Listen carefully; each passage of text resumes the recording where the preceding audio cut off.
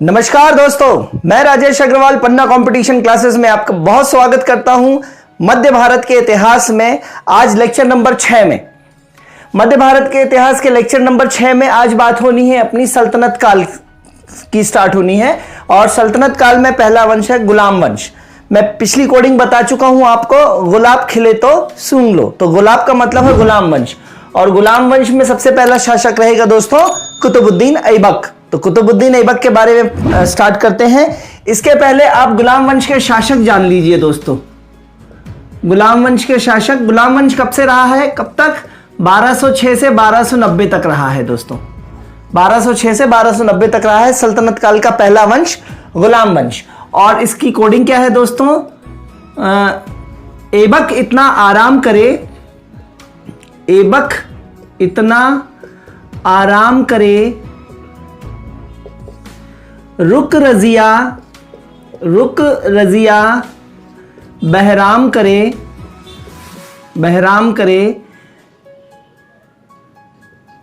मसूद नसीर की पिक्चर देखे, बलबन काका शमशान चले, बलबन काका शमशान चले। ये दोस्तों बहुत जबरदस्त कोडिंग है। इसमें आपको गुलाम वंश के शासकों का, सारे शासकों का क्रम समझ में आ जाएगा। पहला है ऐबक, फिर से पढ़ देता हूं मैं। ऐबक इतना आराम करे, रुक रजिया बहराम करे, महमूद नसीर की पिक्चर देखे, है ना, मसूद नसीर की पिक्चर देखे, बलबन काका शमशान चले। तो इसमें शासक देख लीजिए गुलाम वंश में क्रम से कौन है, ऐबक। और ऐबक के बाद थोड़े से समय के लिए ऐबक का पुत्र आराम शाह आता है, और फिर आता है, इतना से मतलब है इल्तुतमिश।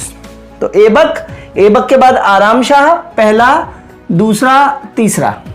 तो ऐबक के बाद ऐबक का पुत्र आराम शाह कुछ महीनों, कुछ दिनों के लिए, और फिर आ जाते हैं इल्तुतमिश। फिर इल्तुतमिश का बेटा रुकनुद्दीन फिरोज के बाद बेटी रजिया सुल्तान के बाद बहराम शाह, मसूद शाह, नासिरुद्दीन महमूद, बलबन बहुत ज्यादा इंपॉर्टेंट, और कैकुबाद और शमशुद्दीन क्यूमर्स। इस तरीके से दोस्तों ये सारे शासक कहां के हो जाते हैं? गुलाम वंश के शासक हो जाते हैं। ऐबक इतना आराम करे, रुक रजिया बहराम करे, मसूद नसीर की पिक्चर देखे, बलबन काका शमशान चले। तो एक एक बात करते हैं दोस्तों। आज बात करनी है हमको ऐबक की, कुतुबुद्दीन ऐबक। 1206 से लेके 1210 तक इनका टाइम पीरियड रहता है दोस्तों। तो देखते हैं, लिख लीजिए जल्दी से दोस्तों ये। अब बात करते हैं कुतुबुद्दीन ऐबक की दोस्तों। तो कुतुबुद्दीन ऐबक जो है वो 1206 से लेके 1210 तक का इनका पीरियड होता है, ठीक है। और कुतुबुद्दीन ऐबक किसके गुलाम है दोस्तों? गौरी के गुलाम है। किसके गुलाम है? गौरी के 4 गुलामों में से एक था, ठीक है। और गौरी ने इनको किससे खरीदा था? एक काजी से खरीदा था, और काजी इसको ओरिजिनली काजी ने खरीदा था, है ना। कुतुबुद्दीन ऐबक गुलाम था जिसको बचपन में एक काजी ने खरीदा था। तो काजी में खरीदने के कारण ये जो कुरान का पाठ जो बहुत अच्छे से करता था, कुरान का पाठ बहुत सुरीले स्वर में करता था, क्योंकि काजी के साथ रहता था ये कुतुबुद्दीन ऐबक। तो इसीलिए इस कुतुबुद्दीन ऐबक का नाम पड़ गया था कुरान ख्वां। पहला नाम पड़ गया इसका कुरान ख्वां। कुतुबुद्दीन ऐबक का दूसरा नाम था हातिम ताई। बहुत मदद करने वाला था। हातिम ताई मतलब बहुत मददगार जो होता है उसको बोलते हैं हातिम ताई। और बहुत दान देता था, इसलिए इनको बोलते थे लाख बख्श, लाखों की बख्शीश देने वाला। तो 3 उपाधियां हैं कुतुबुद्दीन ऐबक की। कुरान ख्वां, कुरान का पाठ मीठे स्वर में करने के कारण, हातिम ताई मददगार होने के कारण, और लाखों का दान करने के कारण लाख बख्श कहा गया, ठीक है। तो इस तरीके से ये 3 उपाधियां चल जाती हैं कुतुबुद्दीन ऐबक की। और कुतुबुद्दीन ऐबक किसका गुलाम है? गौरी का गुलाम है। 4 गुलामों में से एक है, ठीक है। ये गुलाम वंश का संस्थापक है, ऑब्वियसली गुलाम वंश का संस्थापक है। हालांकि ये लाहौर से आगे नहीं आ पाता, पिछले लेक्चर में मैंने बता दिया है। अपने 2 साथियों एल्दौज और कुबाचा के डर से ये लाहौर से आगे नहीं आता, और लाहौर से रह के ही दिल्ली का शासन संभालता है, ठीक है, तो इसे वास्तविक संस्थापक नहीं मानते। इसलिए गुलाम वंश का वास्तविक संस्थापक किसको मानेंगे? इल्तुतमिश को। चूंकि कुतुबुद्दीन ऐबक लाहौर से आगे नहीं आया है शासन करने, दिल्ली पे शासन पहली बार इल्तुतमिश ने किया है, इसलिए इल्तुतमिश को वास्तविक संस्थापक मानेंगे, कुतुबुद्दीन ऐबक को वास्तविक संस्थापक नहीं मानेंगे। ठीक है, इसने अपना राज्याभिषेक जो करवाया है वो 24 जून 1206 को करवाया है लाहौर में। ये पूछा जा सकता है, कुतुबुद्दीन ऐबक ने अपना राज्याभिषेक कब करवाया है? 24 जून 1206। ठीक है, 24 जून 1206। ठीक है, याद करने का तरीका क्या हो सकता है? 24 जू को लाखों का दान, लाखों का दान, 24 जू को लाखों का दान। तो 24 जू मतलब 24 जून और लाखों का दान मतलब लाख बख्श का राज्याभिषेक हो रहा है। ठीक है, ये याद करने के अपने तरीके हैं दोस्तों, आपको समझ में आता है तो उसको ग्रहण कीजिए। ठीक है दोस्तों, तो ये कुतुबुद्दीन ऐबक का राज्याभिषेक की बात हो गई और उनके उपाधियों की बात हो गई। अब बात करते हैं, फारसी भाषा में गुलामों को बंदगाह कहते थे। फारसी भाषा में बंदगाह का मतलब क्या होता था? गुलाम। ठीक है, तो जब कुतुबुद्दीन ऐबक को गौरी खरीद के लाया और गौरी इसकी प्रतिभा देखी गौरी ने, तो इसको अमीर ए आखूर का पद प्रदान किया। कौन सा पद प्रदान किया? अमीर ए आखूर। अमीर ए आखूर ये परीक्षा में कई बार आया है। अमीर ए आखूर का मतलब होता है अस्तबल प्रधान। अस्तबल मतलब जहां घोड़े रखे जाते हैं। तो अस्तबल डिपार्टमेंट का प्रधान जो था वो कुतुबुद्दीन ऐबक को बनाया किसने? गौरी ने। तो अस्तबल प्रधान को क्या बोला गया? अमीर ए आखूर। परीक्षा में कई बार पूछा गया। आखूर का मतलब होता है घोड़े रखने की जगह, अस्तबल। ठीक है, तो अमीर आखूर का पद किसने लिया? अपनी प्रतिभा के दम पे कुतुबुद्दीन ऐबक ने। ठीक है, फिर कुतुबुद्दीन ऐबक की मृत्यु कब हो गई दोस्तों? 1210 में हो गई। चौगान नामक खेल, पोलो, जो आधुनिक पोलो है ना, पोलो देखा होगा आपने, मनोज बाजपेयी की पिक्चर थी जुबैदा करिश्मा कपूर के साथ, जिसमें घोड़े पे बैठ के और स्टिक के साथ वो बॉल को मारते हैं, है ना, तो वो है पोलो। तो आधुनिक पोलो या इसी को चौगान बोलते थे। चौगान खेलते समय घोड़े से नीचे गिर गया था, है ना, और इसी कारण इसकी मृत्यु हो गई थी 1210 में कुतुबुद्दीन ऐबक की। ठीक है, और इसको दफनाया भी कहां गया? तो इसकी कब्रगाह जो है वो लाहौर में कब्रगाह है। दफनाया कहां गया है दोस्तों? लाहौर में ही इसकी कब्रगाह है। ठीक है, अब कुतुबुद्दीन ऐबक जो है वो कुतुबी जाति का तुर्क था। कौन सी जाति का तुर्क है दोस्तों? तुर्क साम्राज्य चल रहा है ना दोस्तों ये, तो कुतुबी जाति का तुर्क है ये, कुतुबी जाति का तुर्क है। ठीक है, और ऐबक का मतलब होता है चंद्रमा का देवता। ऐबक का मतलब होता है चंद्रमा का देवता, तो ये ध्यान रखिएगा। ऐबक का मतलब क्या होता है? चंद्रमा का देवता। ठीक है, फिर ऐबक को भारत में तुर्की राज्य का संस्थापक माना जाता है, लेकिन वास्तविक संस्थापक नहीं। तुर्की राज्य का संस्थापक तो है दोस्तों, लेकिन वास्तविक संस्थापक क्यों नहीं है? क्योंकि ये लाहौर के आगे कभी बढ़ ही नहीं पाया। ठीक है, अब ऐबक जानता था कि वो गुलाम है, तो गुलाम होने के कारण कभी भी इसने सुल्तान की उपाधि नहीं ली। सुल्तान की उपाधि कभी नहीं ली। अपने आप को या तो इसने मलिक कहलवाया या सिपह सालार कहलवाया। अपने आप को इसने या तो मलिक या सिपह सालार जैसी पदवियों तक सीमित रखा, उसके आगे गुलाम की पदवी इसने कभी नहीं ली। सुल्तान की पदवी इसने कभी नहीं ली। ठीक है दोस्तों, फिर इसके दरबार में हसन निजामी थे। हसन निजामी इसके दरबार में कौन थे? कुतुबुद्दीन ऐबक के दरबार में हसन निजामी थे, और हसन निजामी ने एक किताब लिखी है ताज उल मासिर। ताज उल मासिर। हसन निजामी ने कौन सी किताब लिखी है? इसके एक दरबारी थे हसन निजामी, और उसने एक किताब लिखी है ताज उल मासिर। ताज उल मासिर लिखी है। ठीक है, अब सुल्तान 1206 में बने हैं कुतुबुद्दीन ऐबक जी। अब 1206 में सुल्तान बनने के पूर्व जब ये गौरी के साथ थे, तो 1202-1203 में इन्होंने कालिंजर का किला जीता।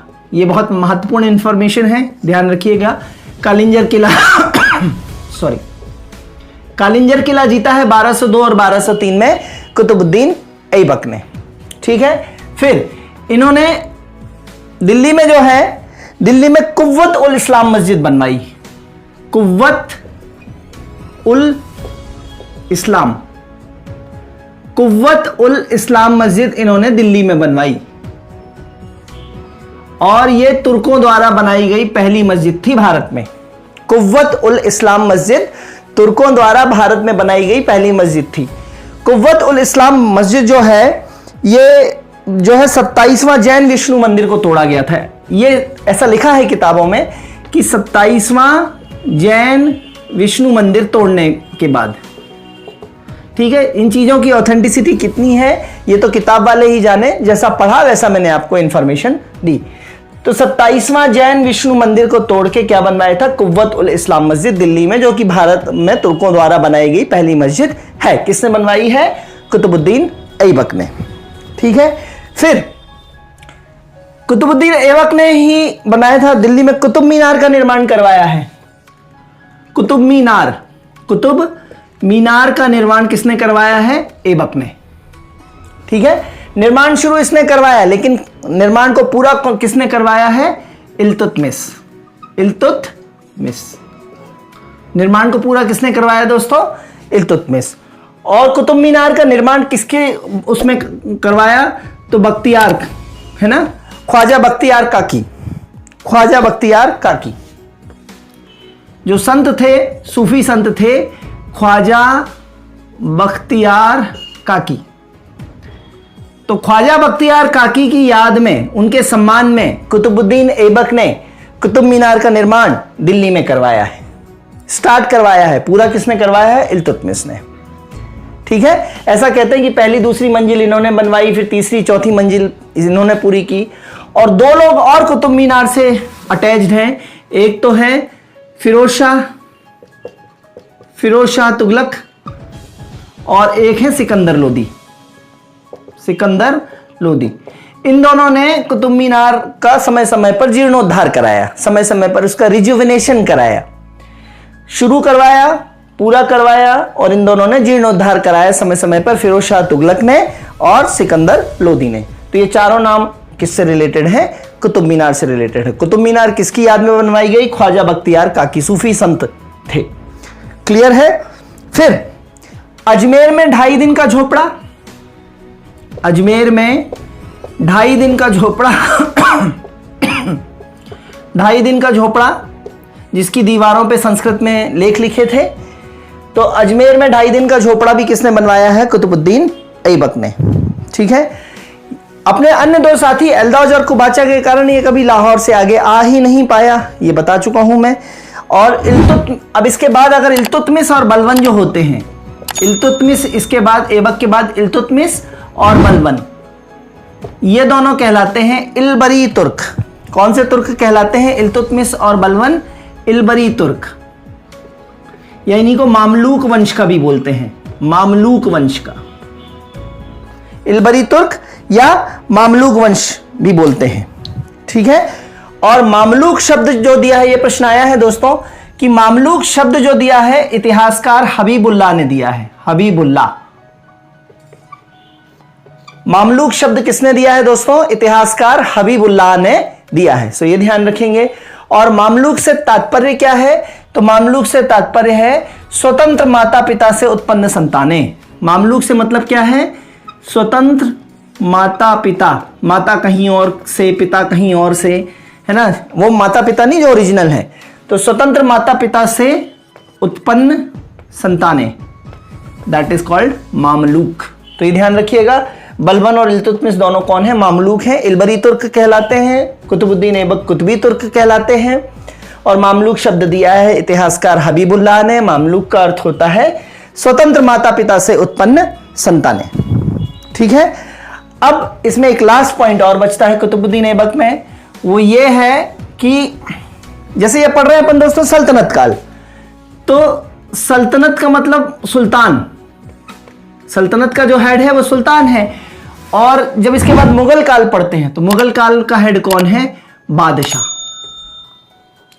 तो सुल्तान कौन होता था ना? जो बगदाद में खलीफा होता था, तो बगदाद के खलीफा का प्रतिनिधि होता था। बगदाद में खलीफा इस्लाम धर्म का सबसे बड़ा बंदा, और उसके हर जगह फैले हुए प्रतिनिधि क्या कहलाएंगे? सुल्तान। भारत में जो उसका राजा है, जो उसका प्रतिनिधित्व कर रहा है ना। तो सुल्तान इस बात का हमेशा एडवांटेज लेता था। कुछ अच्छा हो जाए सुल्तान से तो सुल्तान बोलता था मैंने किया, और सुल्तान से कुछ खराब हो जाए तो वो बोलता था ये तो खलीफा के कहने पे किया, मैंने थोड़ी ना किया है ये जो गलत हो गया है। ठीक है, तो सुल्तान हमेशा किसके बिहाफ पे रिप्रेजेंटेशन करते थे भारत में? खलीफा के बिहाफ पे। और बादशाह जो तो होते थे वो मुगलों, इसके बाद सल्तनत काल के बाद मुगल काल पढ़ेंगे अपन, तो मुगल काल में बादशाह होते थे। बादशाह, बाद का मतलब होता है हवा, होते हैं ना, बोले उसके शरीर में बड़ी बादी हो गई है, उसको बात की शिकायत है। बात या बात की शिकायत होना मतलब हवा बहुत ज्यादा, तो बाद मतलब हवा, शाह मतलब शासन करने वाला, शासन करने वाला मतलब हवाओं पर शासन करने वाला, वो कहलाता है बादशाह। मुगल बादशाह हवाओं पर शासन करने वाला, बाद मतलब हवा, शाह मतलब शासन करने वाला, हवाओं पर शासन करने वाला। ठीक है, अब ऐबक इतना आराम करें, इतना तो इल्तुतमिश और इल्तुतमिश के पहले, ऐबक के बाद और इल्तुतमिश के पहले कुछ दिनों महीनों के लिए आए थे आराम शाह। तो आराम शाह, ऐबक इतना आराम करे, तो आराम शाह कुतुबुद्दीन ऐबक के पुत्र थे। इल्तुतमिश पुत्र नहीं था, गुलाम था और दामाद था। कुतुबुद्दीन ऐबक के पुत्र थे आराम शाह, कुछ महीनों के लिए आए और अयोग्य होने के कारण ये चले भी गए। ठीक है, तो कल से बात करेंगे नेक्स्ट लेक्चर में अपन इल्तुतमिश की, और फिर उसके बाद बात करेंगे रजिया सुल्तान की। लेक्चर्स कैसे लग रहे हैं? लाइक, सब्सक्राइब और शेयर करते जाइए। प्रतिसाद आपका मिलना बहुत जरूरी है, मोटिवेशन मेरे लिए टॉनिक का काम करता है। ठीक है, अच्छे से पढ़ते रहिए। तब तक के लिए धन्यवाद, गुड बाय, जय हिंद दोस्तों।